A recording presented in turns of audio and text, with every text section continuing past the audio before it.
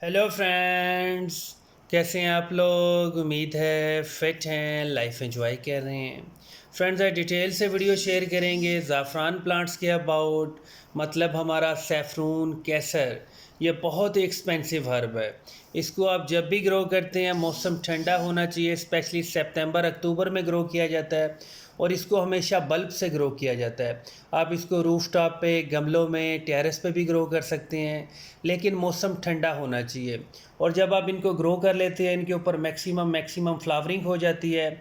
और जब गर्मी का मौसम स्टार्ट होने लगता है, स्पेशली जैसे ही मई का मंथ स्टार्ट होता है, तो आपके प्लांट्स फिज़िकली जलने लगते हैं।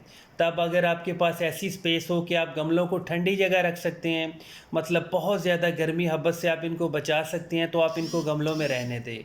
अगर आपके पास ऐसी स्पेस नहीं है, क्योंकि बड़े साइज़ के गमले होते हैं, उनको बहुत ज़्यादा ठंडी जगह पे रखना इश्यू बनता है।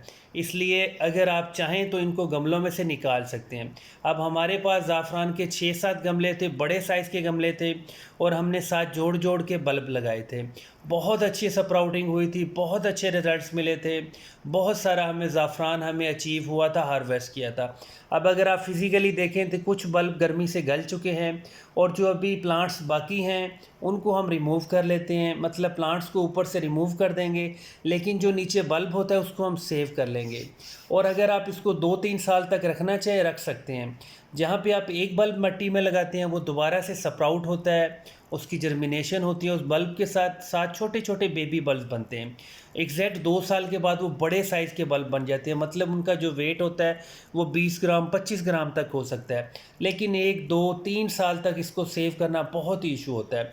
अब हम 1 2 गमलों में से एक बल्ब निकालेंगे, चेक करेंगे कि जो हमारे बेबी बल्ब हैं वो किस साइज़ के बने हैं। ये सबसे छोटा बल्ब है। इसके अंदर हमने कश्मीरी वैरायटी लगाई थी। इसके ऊपर एक बल्ब में से 3-3 प्लांट्स की स्प्राउटिंग हुई थी, और सब के ऊपर फ्लावर्स आए थे। इसको अब हम चेक करते हैं। ओवरऑल गर्मी का प्लांट कभी भी नहीं है ये। अगर आपके एरिया में बहुत ज़्यादा ठंडक रहती है तो आप सारा साल इनको ग्रो कर सकते हैं।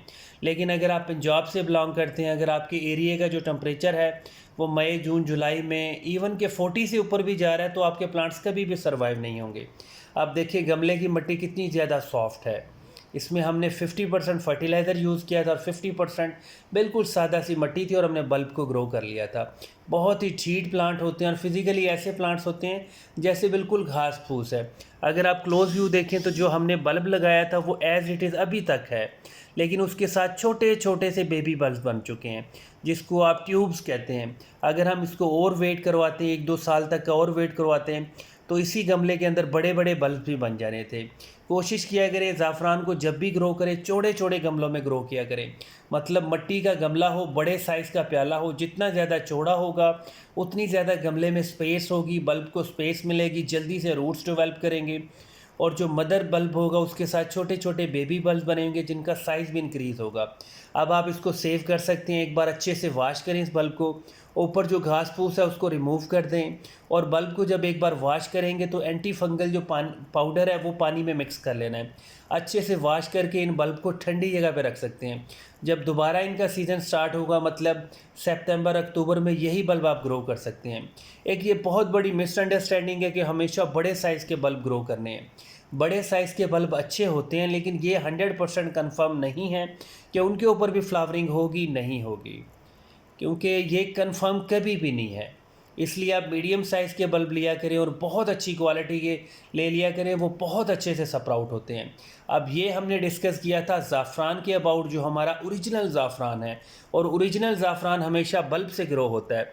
अब यहाँ पे हम आपको दिखाते हैं कि जो फेक ज़ाफ़रान होता है, जिसको आप अमेरिकन ज़ाफ़रान कहते हैं, बेसिकली इसका नाम है सैफ़्लावर। ये उसके प्लांट्स हैं। इसके ऊपर देख सकते हैं कितनी ज़्यादा फ्लावर्स आए हुए हैं।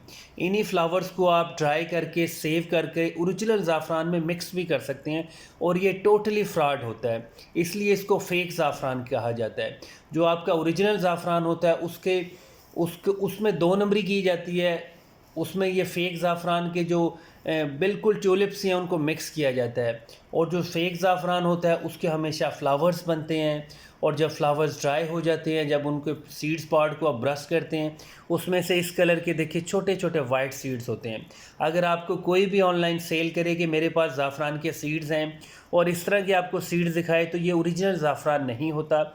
इसको सेफ्लावर कहते हैं, अमेरिकन ज़ाफ़रान कहते हैं, और ये टोटली 2 नंबर ज़ाफ़रान है। आजकल मार्केट में बहुत ज़्यादा ऑनलाइन फ्रॉड है, इसलिए केयर किया करें। ज़ाफ़रान हमेशा हमेशा बल्ब से ग्रो होता है, और इसका एग्जैक्ट ग्रोइंग सीज़न है सितंबर अक्टूबर। इसके अलावा ये कभी भी ग्रो नहीं करता, और जैसे ही मौसम चेंज होता है, गर्मी स्टार्ट होने लगती है, अगर आप चाहें तो रख सकते हैं, अदरवाइज़ अपने गमलों में से फ़ौरन निकाल लिया करें। अब ये वाले वो प्लांट्स हैं जिनको हमने ग्रो किया था अक्टूबर के अंदर, 5 या 6 अक्टूबर के। आप देख सकते हैं कितनी ज़बरदस्त स्प्राउटिंग हुई थी। एक बल्ब स्प्राउट होता है, 3-4 प्लांट्स बनाता है, उन प्लांट्स के ऊपर फ्लावरिंग होती है, ब्लू लाइट ब्लू कलर का फ्लावर होता है, और फ्लावर के अंदर एक स्टिग्मा होता है। बेसिकली वो स्टिग्मा हमारा ज़ाफ़रान होता है, और ये बहुत ही एक्सपेंसिव हर्ब है। इसके बहुत सारे बेनिफिट्स हैं। इसको आप ड्राई करके बिल्कुल एयर टाइट करके सेव कर सकते हैं, अपने डिशेस में यूज़ करें, और भी बहुत सारे पर्पस होते हैं। इसलिए ज़ाफ़रान को रूफ टॉप पे, बालकनी पे, टेरेस पे लाजमी ग्रो किया करें। बहुत ही लो मेंटेनेंस प्लांट है, लेकिन कोशिश किया करें ज़्यादा बल्ब लें, सस्ते बल्ब लें, छोटे अमाउंट के बल्ब लें। मतलब 10, 11, 12 ग्राम वाला बल्ब लें। जहाँ पे आपने एक बल्ब लगाना है 25 ग्राम का, उसी प्राइस में आप छोटे छोटे ज़्यादा बल्ब लगाएं। बहुत ज़्यादा चांसेस होते हैं कि आपके सारे बल्ब स्प्राउट करें, उसके ऊपर फ्लावर्स आएँ, और आपको बहुत सारे अच्छे रिज़ल्ट्स मिलें। ज़ाफ़रान को बेसिकली थोड़ा सा ज़्यादा फर्टिलाइज़र चाहिए।